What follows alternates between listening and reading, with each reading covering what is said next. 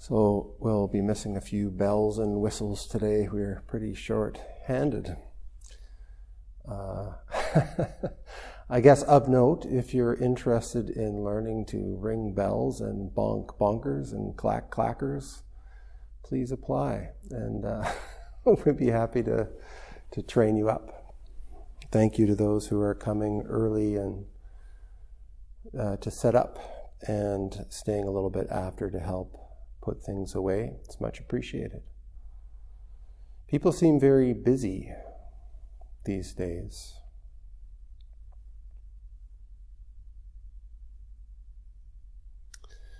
It seems like life keeps getting more and more full. It's harder and harder to be able to afford, both financially and in terms of time, to do the kinds of things that we really want to do. It's harder and harder to do the things really that we need to do. Even eating, having housing is becoming a more and more challenging prospect. I know that for me, I really wouldn't be able to be here if it weren't for the kindness and generosity of friends and of members of Zen West. I live up in Shawnigan Lake, and so I'm able to come and stay in town for a few days each week. That allows me to come and lead the meditation here and to give these talks. One of the things that I'm becoming more and more and more immersed in is in this thing that we call Sangha. Sangha is a Sanskrit word, and in Buddhism it is considered one of the three treasures. We call them the three treasures of Buddhism. And the three treasures are Buddha, Dharma, and Sangha. And from what I've seen over many, many years of practice is that generally speaking, when people come to practice, they experience or they enter into relationship with the practice as it's been handed down through various doorways, gateways, I guess you could say. Buddha, Dharma, and Sangha. So there are different layers or different sort of facets that we can explore and understand this teaching of the three treasures. I'm going to go pretty quickly through. I really want to talk about Sangha, but I feel like I want to get there with y'all and make sure that I talk about this teaching as a whole. So historically, the Buddha, Shakyamuni, around about 500 BC, our original teacher. He was a man, and he lived and he taught. And after he died, the people who had committed his teachings to memory transmitted them and eventually wrote them down, transmitted the practices that we have. That's one understanding of Buddha, the historical Buddha.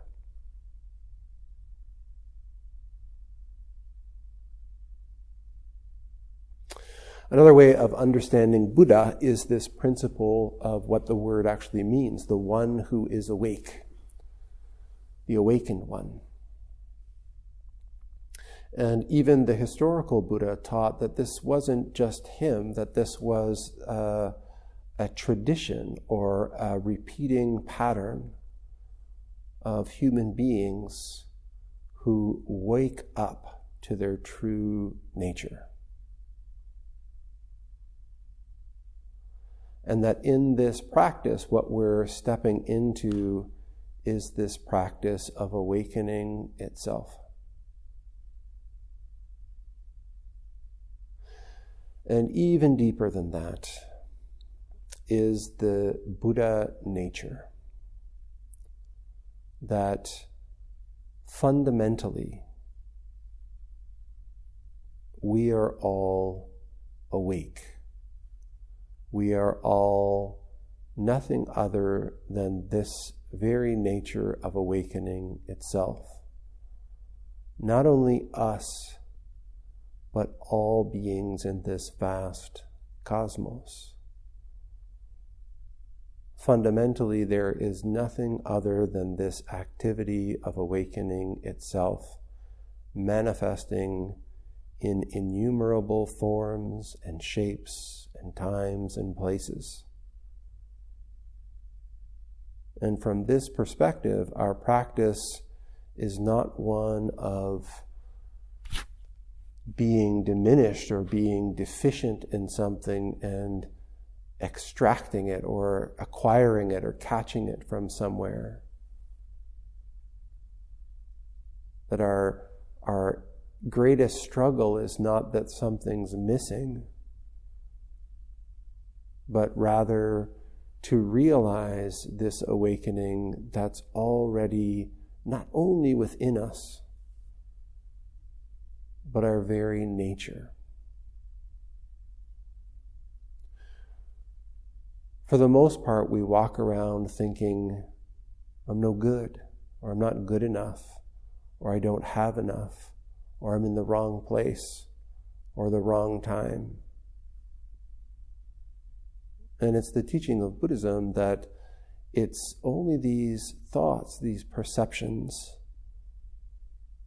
that lead us to suffer. And that if we could only deeply realize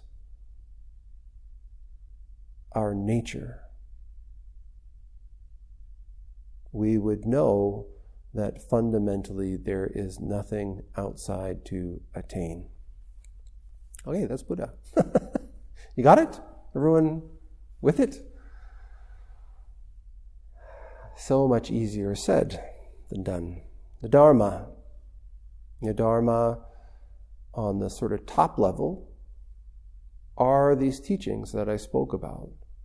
Firstly, the words of the historical Buddha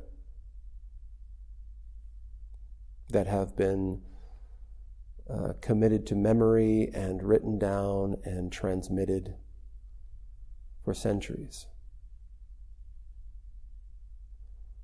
Another layer is the teachings, living teachings that are being transmitted through Dharma talks, but also through this form.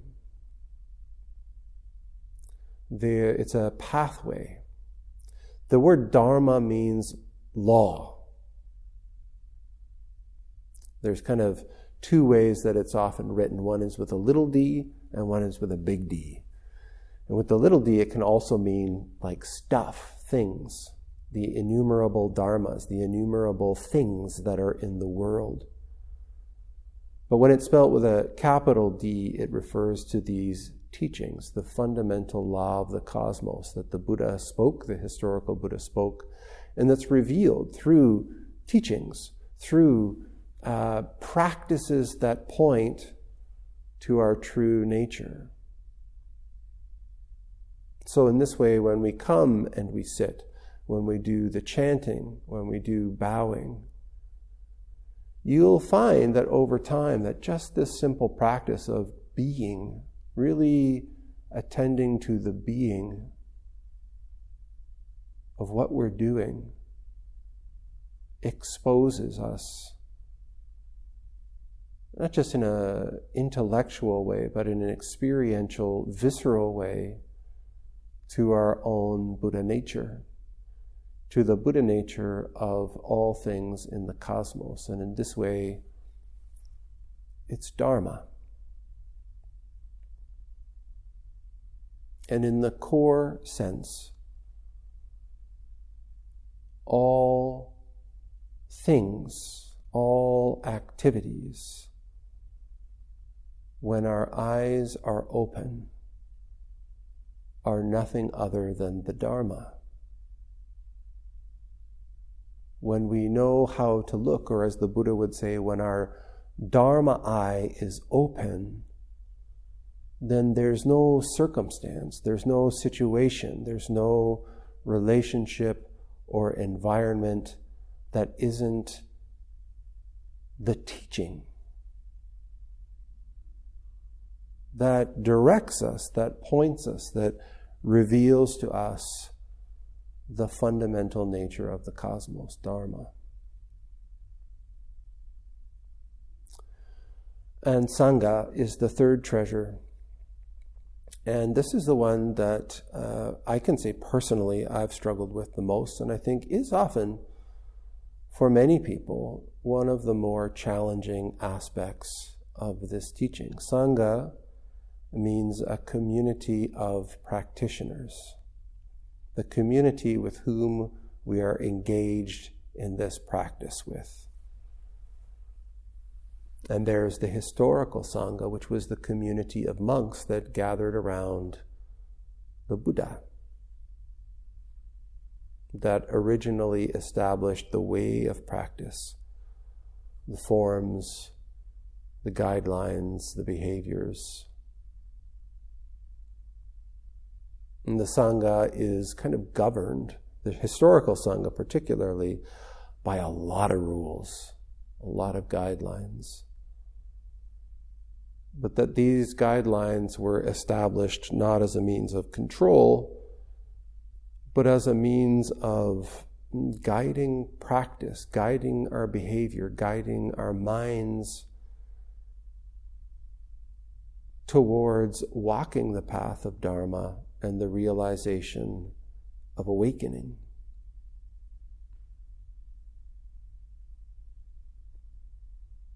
And the second sort of layer of Sangha is the people in this very room, the people that we engage in practice with, the community of practice. And this is where it can get really challenging. We have to change the paradigm of how it is that we think and approach community and relationship and being together. I think in our world, it's really easy to think of a meditation group like this as, something that the Zen Center puts on and that we go and we have our sit. But from the view of the Dharma, when you step into the door, it's not a, customer service experience. You are stepping into a community of practice. And by stepping into the community of practice, you are necessarily becoming a part of that community of practice. It's impossible for you to be participating in the sphere, in the container of practice, without a kind of reciprocal exchange. The spirit and energy that you bring into the room is shared by everybody in the room. The attention that you give to your practice throughout your life is what you carry with you into the room to share. It's like an energetic potluck. And we are all trying each other's dishes out as we sit together. And so I think it's really important at this level to really contemplate how you want to participate in a community, how you want to be a part of Sangha, being that if you're going to come at all, you're already part of the community. And really, we all behave differently. We've all had all kinds of experiences with family and friends and communities of all different kinds. We all have hang-ups, and we all have needs, and we all have expectations. And we all have fears. And we all have wounds. And so this teaching of community, Sangha, in a practical way, with a living community, in some ways, it doesn't get much more simple than just the sitting practice. You're not asked to talk to anyone. You don't have to borrow money from anyone. You just come and sit and realize that it's important that you're here. It's important to me that you're here, particularly with all of the things that are going on and how difficult it is. That time is such a precious commodity right now, and that you have chosen to come and spend that time sitting here, looking at the floor, looking at your nature, and being here, supporting me in my practice so that I can support you in your practice. It's a beautiful thing. And at the deepest level, Sangha is the practice of realizing that already, just as stepping in the door here, you're stepping into a community. That the very moment that you're born,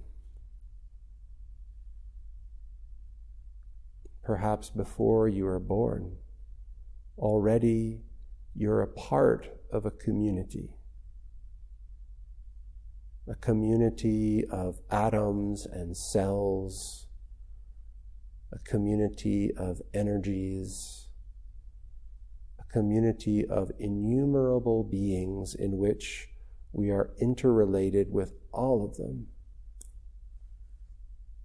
That our actions impact all of them. And their actions impact us. And so the question becomes, at this level, how do I participate? How do I engage? How do I make relationship in a way that is of benefit to all beings? And there's no answer. There's no right way and wrong way, because the variables are innumerable. How things are in your life are completely different than they are in that person's life. And yet, in the Dharma, our practice is the same. How do we engage with wisdom, with all of these innumerable variables in a way that is of benefit to all beings? So we have this practice in Buddhism to take refuge. I take refuge in the Buddha. I take refuge in the Dharma. I take refuge in the Sangha. And this verse, or this practice, is really a reminder. It's an opportunity for us to kind of flip our paradigm, the paradigm that is so reinforced and encouraged in Western culture particularly, but I think just by being a human, which is that I'm separate.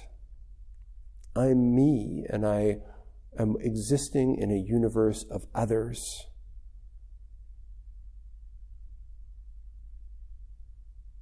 It flips this paradigm upside down and asks, how do I manifest a life in relationship with all things?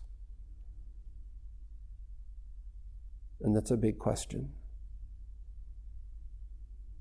And so rather than trying to chomp that one down all at once,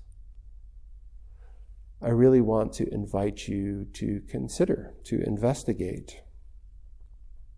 Investigate how it is that you step into Sangha. How it is that you come into a place like this, or go into your workplace or your classroom? How do you recognize and affirm your community of practice? How do you take refuge?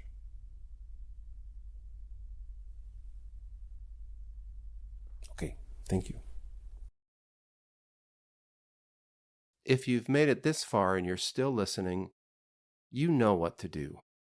Like this episode, leave a comment, share it with one person you feel might benefit from it. Subscribe if you haven't already. It costs you nothing, but it's how this podcast keeps going. Thanks for practicing with me.